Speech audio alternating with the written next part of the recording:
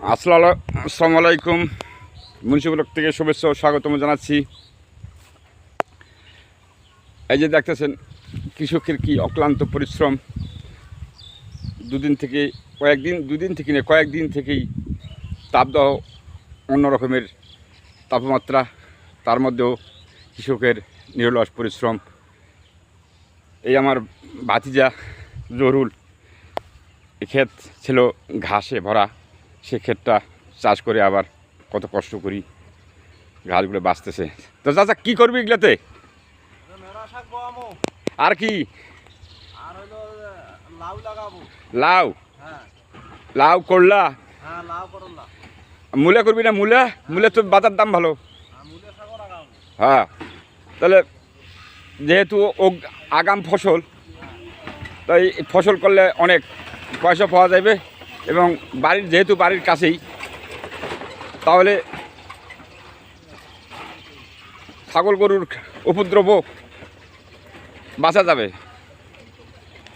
তো ইদানিং দেখতেছি মানুষ খালি শুধু এই সবজি চাষে খুব উদ্বুদ্ধ, অন্য চাষ করতেছে না কেন চাষা?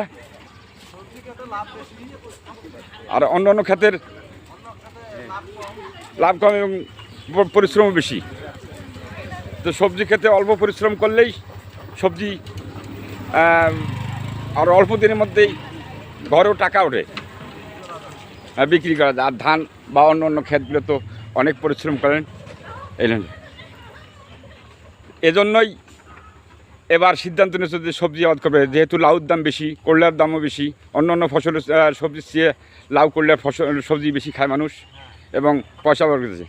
তো আমি এখন আপনার আবাদের মঙ্গল কামনা করছি এবং উন্নতি কামনা করছি, যেন ভালোভাবে সবজি চাষ করো, নিজেও খাইতে পারো এবং বাজার বিক্রি করে কিছু পয়সা গড়ে উঠতে পারে।